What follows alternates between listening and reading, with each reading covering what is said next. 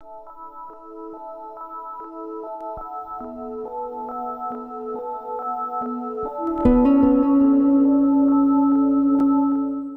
भवन्तु सुखिनः, सर्वे सन्तु निरामया, सर्वे भद्राणि पश्यन्तु, मां कश्चित् दुख भाग भवेत्। मु ज्योतिर्विद पुरोधा श्री उपेन्द्रनाथ दास मोर चैनल उपेन्द्रनाथ ज्योतिष केन्द्र को आपण मानकु हार्दिक स्वागत जनाऊँच। आसंतु बंधुगण, आज ये अध्यायटी को पाठ करिबा। विषय वस्तु हेउची द्वादश राशि नक्षत्र भोग। यही नक्षत्र गुड़िक राशि चक्र रे किपरि रही थांती बा राशि माने यही 27 नक्षत्र को किपरि भोग करती से विषय आसंतु विशेष आलोचना टे करिबा। आउ यही विश्व ब्रह्मांड को गोटे वृत्ताकार चित्र रे परिकल्पना करा जायछि, जार मूल्य हेउछि 360 डिग्री। आउ यही 360 डिग्री को 27 नक्षत्र रे विभक्त करा जायछि। प्रति नक्षत्र मूल्य बा मान होउछि केते डिग्री हबो? 360 को 27 रे भाग कले हेबो 13 डिग्री 20 मिनिट। ताले प्रत्येक नक्षत्र अवधि हेउछि 13 डिग्री 20 मिनिट। आउ ये नक्षत्र को 4टी चरण रे विभक्त करा जायछि। गोटे नक्षत्र मान हैला 13 डिग्री 20 मिनिट, यह 4टी चरण रे विभक्त करा जायछि। ताले गोटे चरण मान हबो केते? 13 डिग्री 20 मिनिट को 4 रे भाग कले भाग हेबो 3 डिग्री 20 मिनिट। ताले हमें कौन जानिले? गोटे नक्षत्र मान हैला 13 डिग्री 20 मिनिट, आ गोटे चरण मान हैला 3 डिग्री 20 मिनिट। एई जिनसटी को टिके भल कि बुझंतु। तापरे आमे तो जानिछे जातक रे 12टी घर, प्रति घर को 30 डिग्री हिसाब रे रखा जाइछि। आउ यही घर गुडी को 12टी राशि रे नामकरण करा जाइछि। किपरि यही 12टी राशि 27 नक्षत्र को भोग करती आसंतु एक उदाहरण नै बुझिबा। पृथ्वी को गोटे वृत्ताकार चित्र रे परिकल्पना करा जाइछि, जार मान हेउछि 360 डिग्री। ए वृत्ताकार चित्रटीर मान होउछि 360 डिग्री। यही 360 डिग्री को हमर 27 आमे तो जानिछे हमर ग्रहमंडल रे 27 नक्षत्र को निया जाइछि। एई 360 डिग्री को 27 भाग रे विभक्त कर दिया जाइछि, जार मान होउछि गोटे नक्षत्रर मान 13 डिग्री 20 मिनिट। माने गोटे नक्षत्र एउठू जेतले प्रवेश करिवो से 13 डिग्री 20 मिनिट पर्यंत चलला परे तार अवधि सरी जो आउ गोटे नक्षत्र आसीबो जे कि सी पुणी 13 डिग्री 20 मिनिट भोग करिवो। प्रत्येक नक्षत्र एभली 13 डिग्री 20 मिनिट एमती भोग करिका टोटाल 360 डिग्री को कंप्लीट करिवे। बुझिले या को? अच्छा, पुणी नक्षत्र को आमर 4टी चरण रे विभक्त करा जायछि। गोटे नक्षत्र समान 4टी चरण। ताले हमें जानिले गोटे नक्षत्र मान हैला 13 डिग्री, गोटे नक्षत्र मान हैला 13 डिग्री 20 मिनिट। जानिले ए हिसाब रु तापरे 4टी चरण, गोटे नक्षत्र 4टी चरण हैला, ताले गोटे चरण मान केते हेबो? एक चरण मान हेबो 13 डिग्री 20 मिनिट हरण 4 समान हिसाब कर देखंतु 3 डिग्री 20 मिनिट हेबो। गोटे चरण मान हैला 3 डिग्री 20 मिनिट। तामाने एठी गोटे नक्षत्र जो 4 चरण हेले 13 डिग्री 20 मिनिट यही नक्षत्रटी संपूर्ण हेबो, आ गोटे नक्षत्र आरंभ हेबो। एगुड़ा तो बुझिले गोटे नक्षत्रर मान हैला 13 डिग्री 20 मिनिट आउ गोटे चरणर मान है 3 डिग्री 20 मिनिट एतिकी मन रखु। तापर आसतु देखिबा यही कुंडली रे प्रत्येक राशि किपरि नक्षत्र को भोग करुछंती। आसतु गोटे कुंडलीर चित्रटीए नबा। ये होउची गोटे पूर्व भारतीय शैलीर कुंडलीर चित्र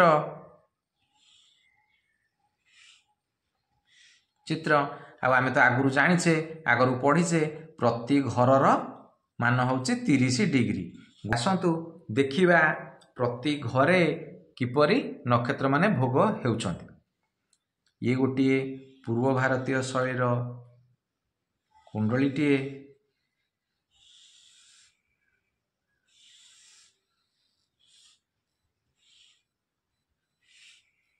बारटी घर अच्छी आ प्रति घरर मान है 30 डिग्री। आ राशि गुड़िक तो फिक्स जानते आपण। ये है मेष राशि, ये है वृष राशि, मेष वृष ये है मिथुन राशि, मिथुन ये है कर्कट राशि। यही भाव में 12टी राशि अच्छा। आमे प्रथम नक्षत्र आमर कौन? प्रथम नक्षत्र है अश्विनी नक्षत्र। अश्विनी नक्षत्र आमे तो आगुरु जानिचे गोटे नक्षत्रर मान है 13 डिग्री 20 मिनिट। आउ प्रत्येक नक्षत्रर 4टी चरण अच्छी।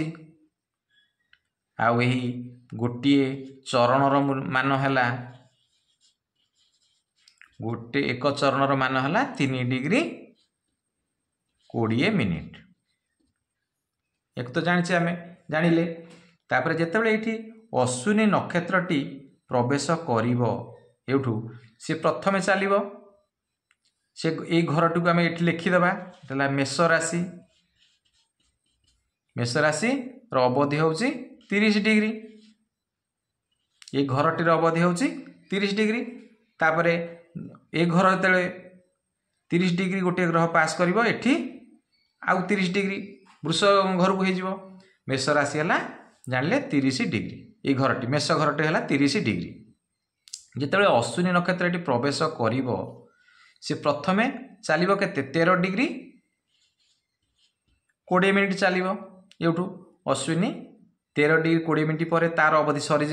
अश्विनी पर आसीबो द्विजा नक्षत्र। ये है अश्विनी नक्षत्र भोग गला। अश्विनी चलला 13 डिग्री 20। तापरे आउ गोटे नक्षत्र आसो द्विजा सी चलो पुणी 13 डिग्री 20 मिनिट। ये घरे ये मेष घरे प्रथम अश्विनी गला 13 डिग्री 20 मिनिट। तापरे द्विजा गला 13 मिनिट 20 डिग्री। ये गला पर केते दिटा हेले 20 20 40 मिनिट। ये है 6 26 मिनिट। ये दुटाक नक्षत्र 26 मिनिट 26 डिग्री 40 मिनिट भोग करदे। अच्छा ये घरटीर मान आमर केते 30 डिग्री। ताधर एमाने 26 डिग्री 40 मिनिट भोग कर सारे। आउ आमर बाकी रोचे केते आउ 3 डिग्री 20 मिनिट। आउ 3 डिग्री 20 मिनिट भोग हेले यही मेष घरटी कंप्लीट हो जिवो। तामाने अश्विनी द्विजा पर आसीबो किए कृत्तिका। कृत्तिका आसिला। कृत्तिका ये घरे 13 डिग्री 20 मिनिट हैला परे सी ए घर को पलि आसो। तामाने आमे कौन जानले मेष भोग कला केउ नक्षत्र को अश्विनी नक्षत्र को। अश्विनी नक्षत्र को पूरा भोग कला माने 4 पाद जाक भोग कला। तापरे द्विजा नक्षत्रर 4 पाद जाक भोग कला। तापर कृत्तिका नक्षत्रर 1 पाद भोग कला। तामाने गोटे राशि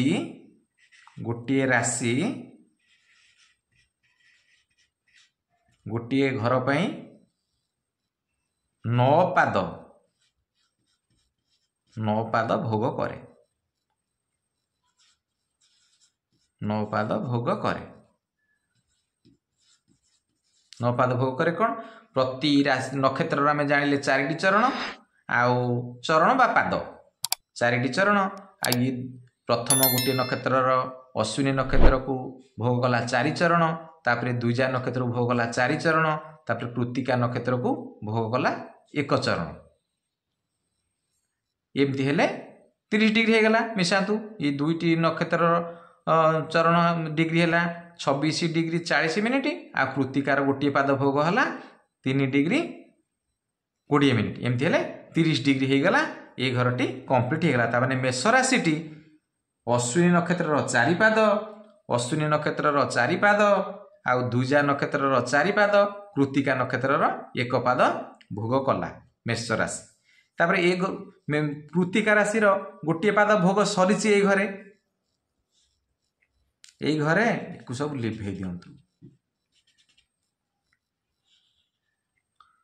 कृत्तिका नक्षत्र ए घरे गोटे चरण भोग हो जाए आउ 3 चरण बाकी अच्छी तमें कृत्तिका नक्षत्र ये 3 चरण आउ चलो 3 चरण चलला तार अवधि शेष हो तार 3 चरण मान हूँ के सी 10 डिग्री ये चलो कृत्तिका नक्षत्र वृष घरे 10 डिग्री चलो 3 पाद माने 10 डिग्री चलला तापर तार अवधि सरीज कृत्तिका पर किए आसो रोहिणी आसो ये 3 पाद चलती मन रखु ये बुझंतु टे भल कि ये कृत्तिका 3 पाद चली आसो किए रोहिणी रोहिणी आसो तापर रोहिणी आसो 4 पाद चलो कृत्तिका 4 3 7 पाद हो गला आउ 2 पाद रहा ये वृष राशि पुणी तो 9टी चरण 9टी पाद भोग कर ये केतोटी पाद भोग कला 3 पाद कृत्तिका भोग कला तापर रोहिणी 4 पाद भोग कला आउ तापर नक्षत्र आसो किए मृगशिरा 4 3 7 मृगशिरा नक्षत्र आउ 2 पाद ये भोग कर 2 पाद भोग कर 2 पाद भोग कले आर 4 3 7 2 9 पाद हो गला वृष राशि ये कंप्लीट हो गला ये मृगशिरा से भली मृगशिरा राशिटी ये 2 पाद जाइए आउ तार 2 पाद अच्छी पुणी एपटू से चलो 2 पाद ये 2 पाद चला तापर आसला कौन मिथुन राशि ये पलि आस वृष राशि पर कौन आसो मिथुन आसो ये आम जानतु वृष राशि कृत्तिका नक्षत्र 3 पाद भोग कर तापर रोहिणी नक्षत्र 4 पाद भोग कर मृगशिरा 2 पाद भोग कला वृष राशि 30 डिग्री कंप्लीट हो घरटी मिथुन राशि की आसीज किए मृगशिरा नक्षत्र आसो से भाई 2 पाद पर पुणी आसो मृगशिरा पर किए आसो आरद्रा आसो केते पाद आरद्रा आसो 4 पाद 4 2 6 पाद आरद्रा पर पुनर्वसु पुणी आसो पुनर्वसु केते आसो पुनर्वसु 3 पाद आसो 4 2 6 3 9 ये मिथुन राशि कंप्लीट हो प्रति राशि माने 9 पाद लेखा भोग करेंगे मिथुन राशि पुनर्वसु नक्षत्र को 3 पाद भोग कर सारा आउ पुनर्वसुर 3 पाद जाइए आउ गोटे पाद रहा पुनर्वसुर गोटे पाद रहा तापर पुनर्वसु पर ये मिथुन पर कर्कट राशि हो कर्कट राशि पुनर्वसु नक्षत्र गोटे चरण भोग कला तापर पुष्या आसो पुणी पुष्यार 4 पाद भोग कर 4 5 पाद है पुणी आउ 4 पाद रहा पुणी 4 पाद आसो कार अश्लेषार 4 पाद भोग कर अश्लेषार भोग कले यही कर्कट घर अवधि कंप्लीट हो बुझे युड़िक टे बुझीगले आप भल कि आग को आपको बहुत सहज हम यही भाव में हिसाब कर जी कर्कट राशि पर आसो किए सिंह राशि आसो सिंह ये कंप्लीट हो गला आउ ये जो नक्षत्र ये 4 पादार सरी जाइए अश्लेषार 4 पाद सरी जाइए पुणी अश्लेषा पर किए मघा आसो मघा सिंह राशि आसो मघा ये भोग हम के 4 पाद मघा भोग हम मघा 4 पाद भोग हम तापर पूर्व फाल्गुनी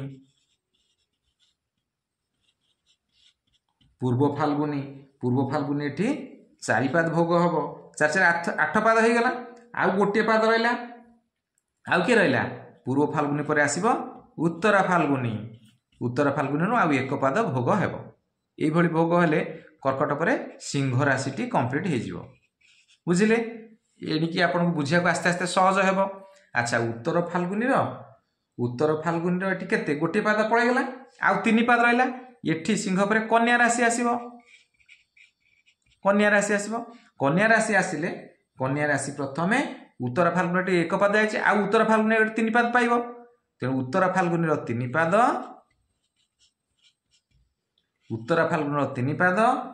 तापरे हस्ता कन्या आसीबो हस्तार 4 पाद 3 पाद पर 4 पाद भोग हो 7 पाद गला आउ 2 पाद रहिला आ तापरे चित्रा आसीजो चित्रार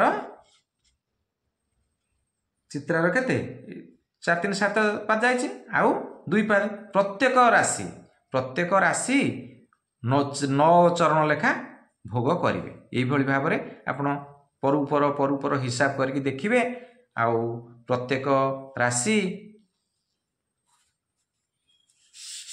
हिसाब करके देखिए आउ यहाकू प्रैक्टिकली गोटे कागज कलम रे आकू हिसाब करके देखंतु एइभଳି भाबरे एटा तो साधारण हिसाबटी आकू आपण देखंतु आउ यही बेसिक तथ्य टिके मन रखंतु गोटे नक्षत्रर मान हला 13 डिग्री 20 मिनिट आउ एई प्रत्येक नक्षत्रर 4टी चरण थाए 4टी चरण आउ एक चरणर मान हला गोटे चरणर मान हला 3 डिग्री 20 मिनिट एटी की मन रखंतु एगुडी को आगामी दिन लग्न हिसाब करवा आउ ग्रहर विशेष भूमिका हिसाब करवा सेते चरणर मान बहुत कामेरे आसीबो आउ गोटे राशि 9टी चरण भोग करिवो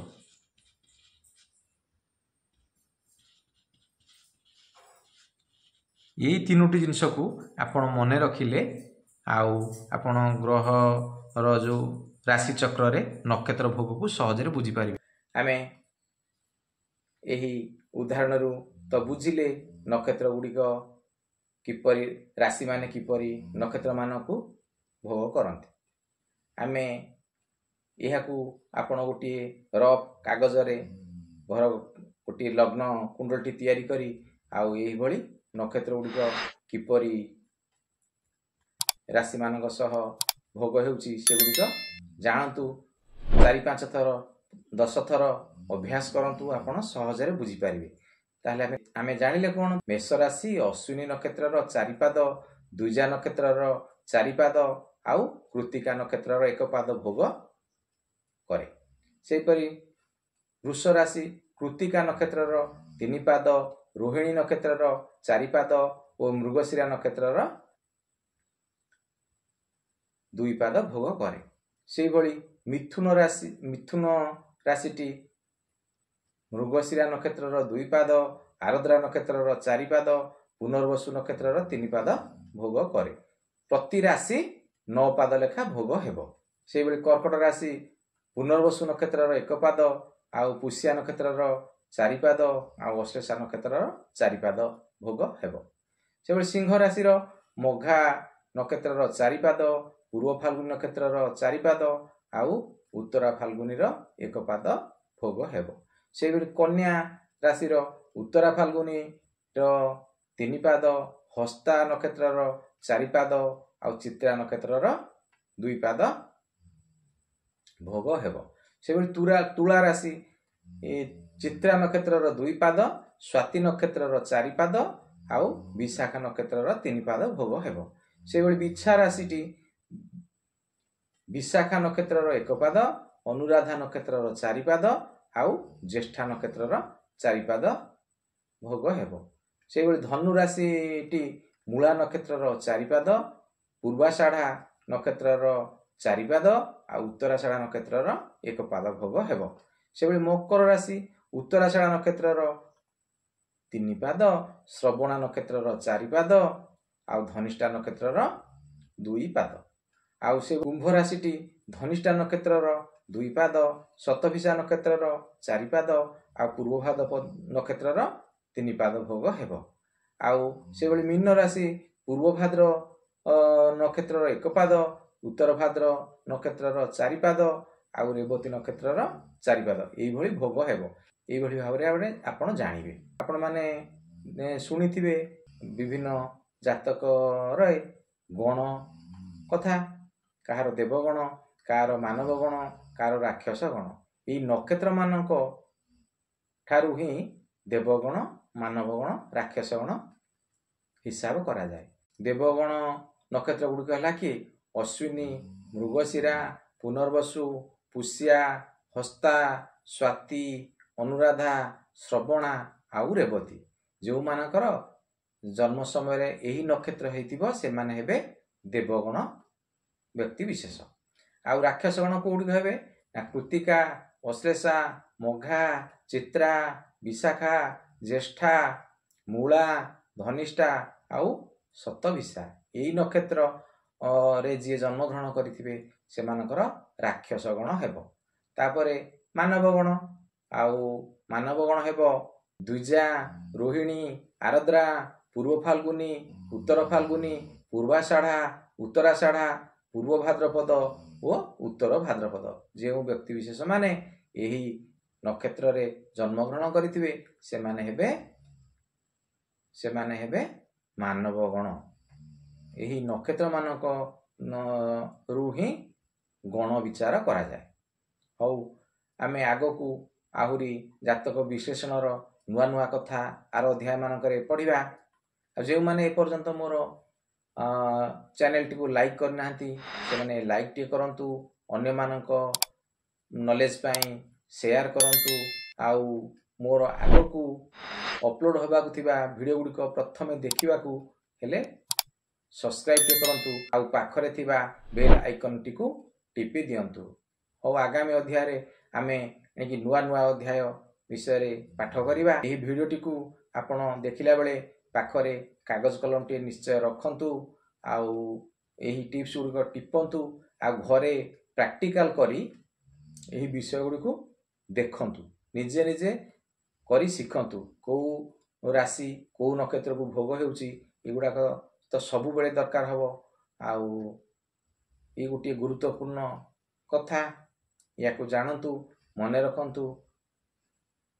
ଆଉ ଜାତକ ବିଶ୍ଳେଷଣ ବେଳେ ପ୍ରତି ମୁହୂର୍ତ୍ତରେ ଏହି ଗୁଡ଼ିକ ନିହାତି ଦରକାରରେ ଆସିବ। ହଉ, ରହୁଛି। ମୁଁ ଜ୍ୟୋତିର୍ବିଦ ପୁରୋଧା ଶ୍ରୀ ଉପେନ୍ଦ୍ର ନାଥ ଦାସ।